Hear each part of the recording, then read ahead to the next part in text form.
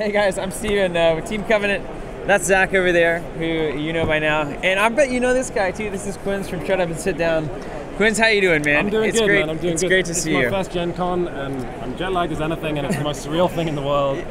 But yeah, no, I'm really glad to be here. Being jet lagged at GenCon has got to be the most bizarre experience. Yeah, it's like I put my glasses on a while back, and then everything popped into so much focus, and there were so many people and logos. I was just like, I took them back off. You just had to stop. Calm down. I can't see anything. That's how I like it. It's just like a dream. Well, just like a dream. So tell me one thing. What is Shut Up and Sit Down? How did it start?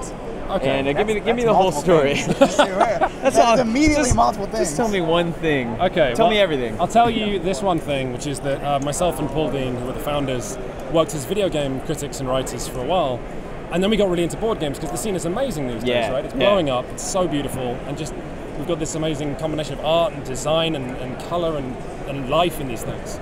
But we weren't seeing the kind of coverage we wanted, like really professional coverage.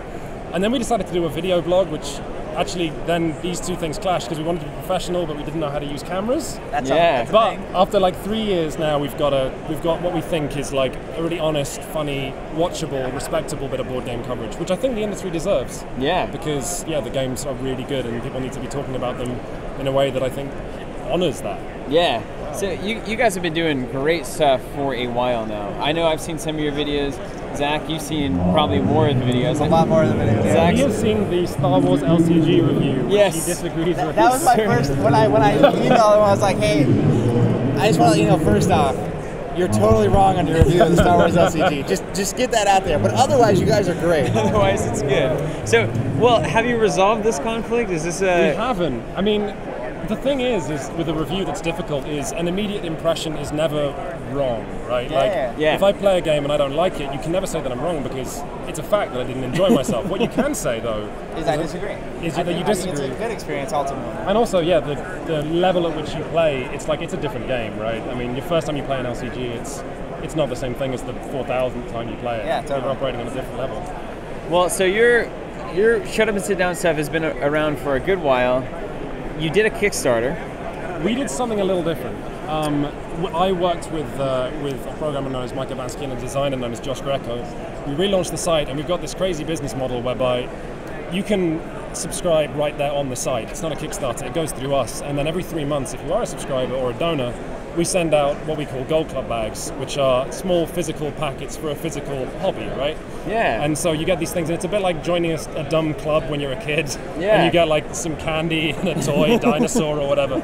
But it's kind of like an episode of Shut Up and Sit Down in a bag.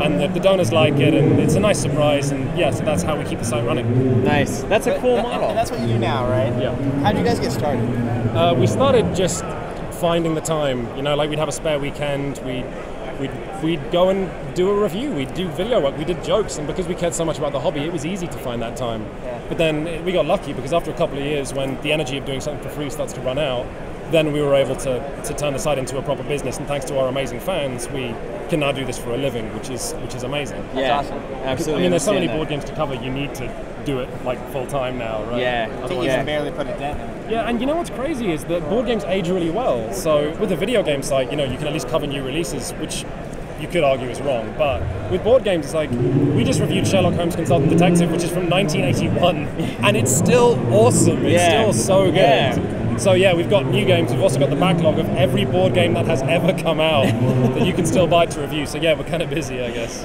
Well, tell me. I feel like we're on very similar levels. The Team Covenant and the Shut Up and Sit Down kind of idea and understanding and kind of vision for the genre itself, for the tabletop genre, about how, upping the quality, elevating the dialogue, elevating the way that these games are treated and covered, and the people that are playing them therein.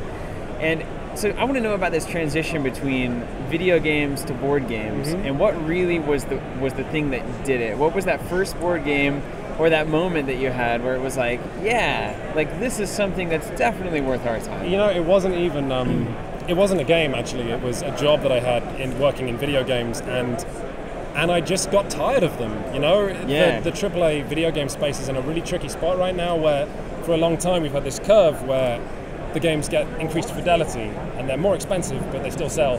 And then recently, video games got to this point where they were costing crazy amounts, and they're still not recouping that investment, which has caused a lot of publishers to start to play really safe. Like, people talk about how these days, I know inside of quotes, like if it's not a Space Marine or a soldier on the cover, a male Space Marine soldier, it's not going to get made for that kind of money, and it's led to a much safer video game space. Whereas in board games, oh man, like the game, right the game I'm most excited about is Abyss, which is just a game of like fish politics, and you can like you try and command the crabs, and your friend has the pearl trade, and the cover is just an angry fish face on a no logo, just a furious fish man looking at you, and that's what I want from games. So is it the sense of the genuine nature of that it's not about the flash, it's not about the the money that goes into this thing, it's about the fun experience that something can create? Is that really what's selling you on board games? I think it's the fun. And I think it's the fact that when you have a board game designer, it's actually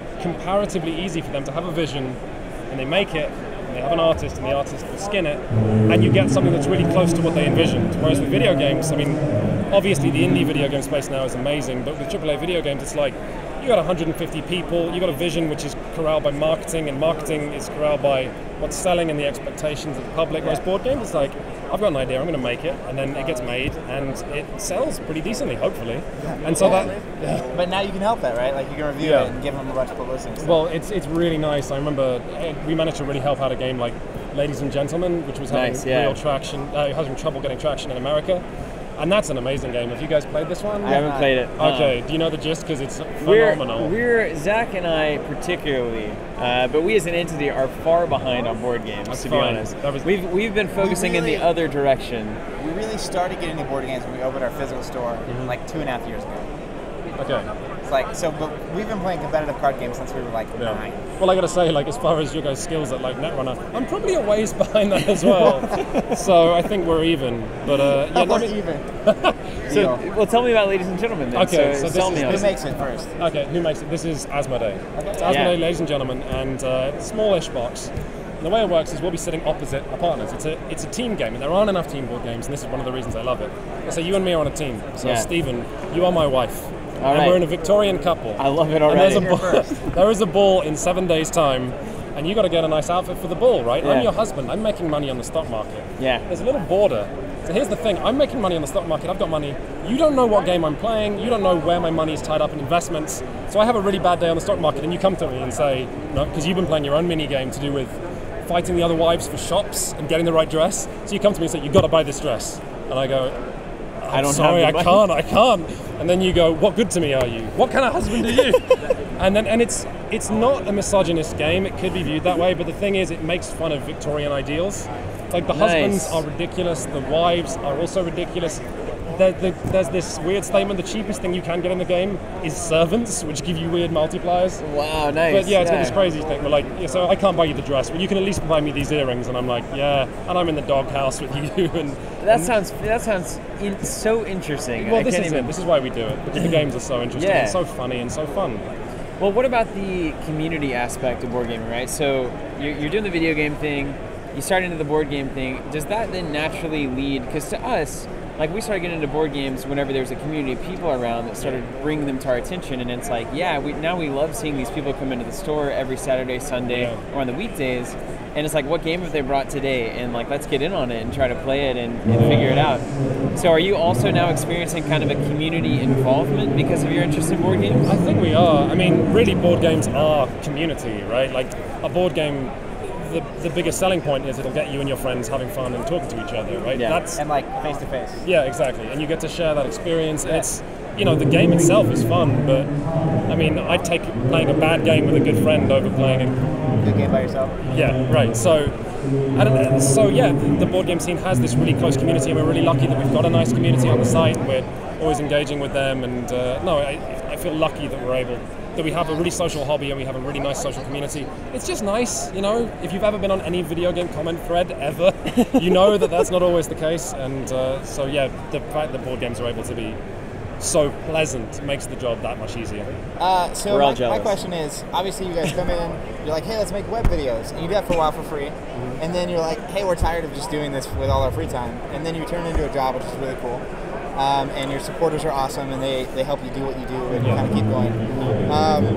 We know what that's like for sure. It's amazing. It's amazing. And So you have all this stuff kind of coming together, and I would assume you're an aspiring person. So okay. I'm just curious, what's in store for Shut Up and Sit Down? Where do you want to take it, and what kind of impact do you want to have on the tabletop gaming industry? Well, I guess it comes back to that idea of community. I mean, what we're in a position to do, we've been so lucky with the donations that we've received from our community, and one of the first things we're going to do is we've got one of the stretch goals in the First Donation season was a forum, and we're going to sort of just really try and be a place that people come to, and then if we can sort of develop our presence within board gaming, then there's all kinds of other projects that we'd like to help with. There's other people, I mean, there's so much in this scene, between role-playing and then helping with communities or card games, or you can devote yourself entirely to such a narrow part of this hobby and find all of your time filled. Yeah, I understand that. Yeah, so I guess it's just looking for other ways and other people to help, and see if we can help table gaming get better in more ways.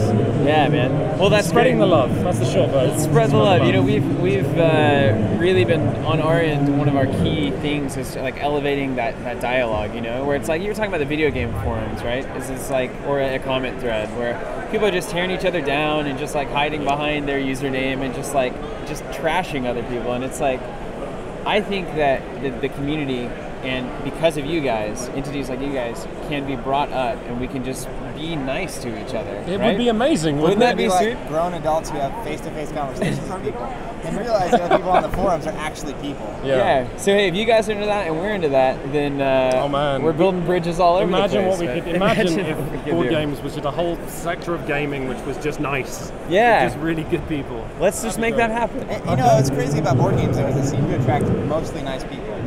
Well, I think it attracts people who enjoy company, who enjoy talking. Who enjoy humanity. Yeah, exactly. So it's not, you can't imagine my favorite activity is playing games with my friends, but I'm also a bastard who is just mean to everybody. No, if you like company, then probably you can't be that much of a reprehensible human being. Yeah, that much of one. You could be a little bit. No, you could be a bit. I've played some Game of Thrones board games, but it is clear it is pretty rough. There are some guys who have a mean streak. Well, Quinns, it's been an absolute pleasure, man. Oh, man, this has been just great. to catch up with you, and I hope that we get to see more of each other throughout GenCon, and that you guys enjoy yourselves. Because I know it's been a trip so far. You jet lagged. You're kind of just getting. And this is your first GenCon, right? It is my first. Have you been to America before? Yes. It's a whole new rodeo, and if I hadn't been to America, blowing. Yeah. Just jump in there and enjoy it, and thanks so much. Is there anything you'd like to say to anybody who might be watching this video about Shut Up and Sit Down? If any of our fans are watching, you guys are the best. We know this. The other thing that I would say is I'm actually looking forward to getting home, because there are these people that make third-party Netrunner credits, and I've got for a while they sold these 1-token ones, and I was like, where are the 2-token ones? And then where are the 2-credit ones? But they started selling those as well, so I got those waiting for me when I get home. Well, hey man, that's great. I hope those people very much appreciate it. Thank you so much. I wish the best for you guys. I really hope to see Shut Up and Sit Down. Oh, thanks, man. Continue to fly. So that's Quinns from Shut Up and Sit Down. I'm Steven, that's Zach from Team Covenant. Thank you guys for watching, and to all the Shut Up and Sit Down fans, you guys are awesome. I see the comments, and it's really cool to see. To all of our fans, you guys are all awesome as well. Thank you so much, and we'll have more, hopefully from Quinns and some other Shut Up and Sit Down guys in the future. We'll see you guys later.